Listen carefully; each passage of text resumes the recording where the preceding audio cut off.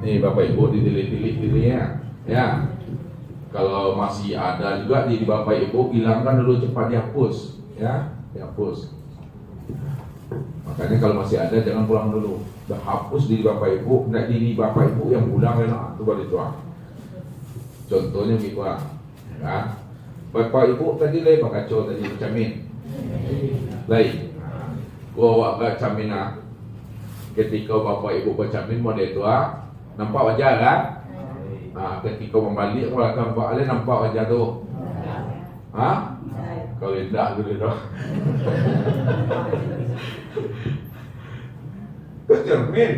Cermin tu kita bersolek bergaya pakai lens positif tu. Ya. Tu membalik belakang doang. Angkat nampak juga jawab dah. Belum lagi tu. Nya nampak situ pandang situ nampaknya tu baru putih gaji tu. Makasih Ustaz. Pandang depan tanpa Allah, pandang belakang juga tanpa Allah. Kenapa? Yang memandang dengan yang pandang juga dirinya udah yakin situ nampak wajah awak. Di bawah belakang situ tak nampak ada alun putih itu doang. Di putihan malam doang. Makanya bertambah aja bukan dia buat. Ini gajinya. Ya. Kita melakukan tarkib ya, tarkib buat tanazul.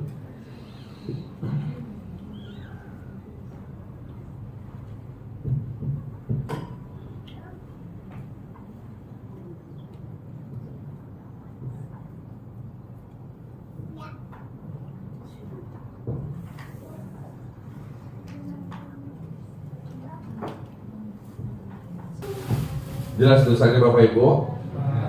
Di atas apa bacanya dong? Nih? Alhamdulillah panjang umurnya.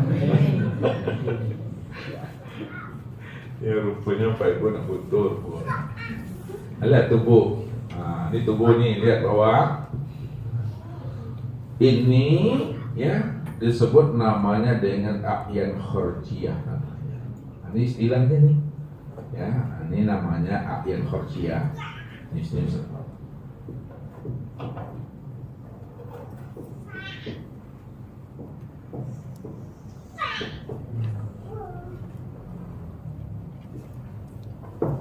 Ini ruh. Ini disebut namanya a'yan sabita.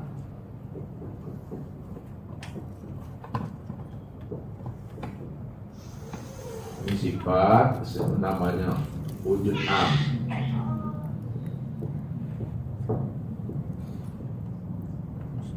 Zat disebut namanya wujud muhit. Ya, wujud muhit.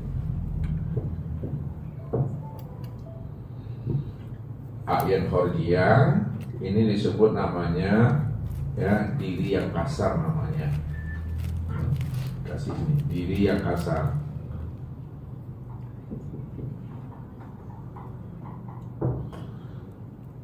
Kemudian a'yan sabita disebut namanya diri yang halus.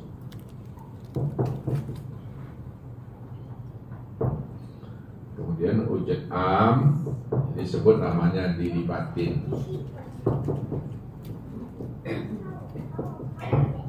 Sedangkan wujud muhit ini disebut namanya diri se'akmal diri. Diri se'akmal diri atau diri sejati.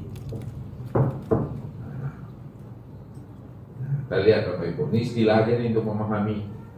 Atau kalau Ustaz buatkan perumpamaannya, ini perumpamaannya untuk mengantarkan paham saja. A'yan khurjiyah yang dikatakan namanya diri yang kasar ini ibarat bingkai cermin. Bingkai cermin, bukan bangkai Bapak Ibu, bingkai.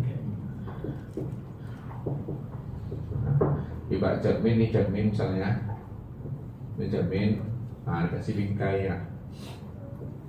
Ini bingkai namanya tuh. Ini a'yan khurjiyah. Kalau kita buatkan kiasnya, perumpamaannya, maka disebut namanya bingkai cermin. Sedangkan a'yan sabita ini diberi kiasnya adalah cermin. Sedangkan wujud am ini disebut namanya bayang-bayang di dalam cermin.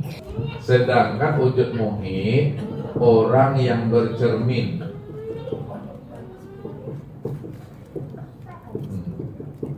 Orang yang bercermin. Kita lihat dulu tubuh. Nah, lihat tubuh yang dikatakan cermin, ya, atau ayan khorjiyah. Tubuh ini dia tidak memiliki sifat. Tubuh kita ini tidak memiliki sifat. Kalau dikatakan sifat, dia tidak bersifat. Nah, kalau dia tidak bersifat, sifat apa yang ada pada dirinya itu yang tidak bersifat? Ada 7 sifat yang tidak bersifat pada tubuh ini. Nah, ini yang dikatakan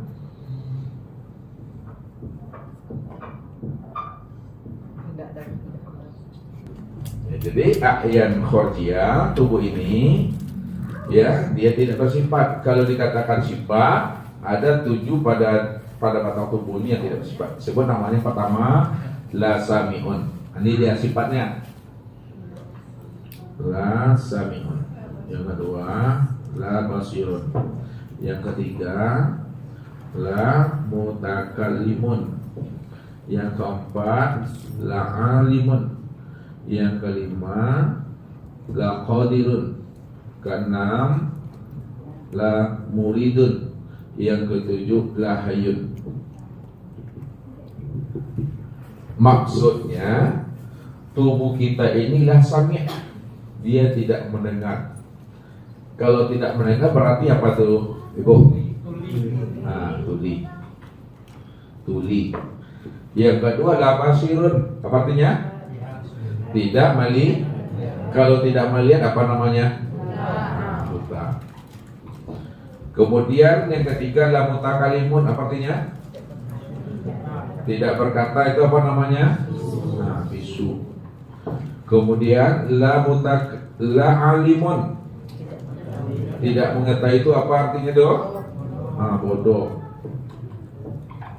Kemudian la qadirun. Artinya? Tidak kuasa, berarti apa? Lemah. La muridun. Artinya? Tidak berkenan, berarti apa? Papa. La hayyun.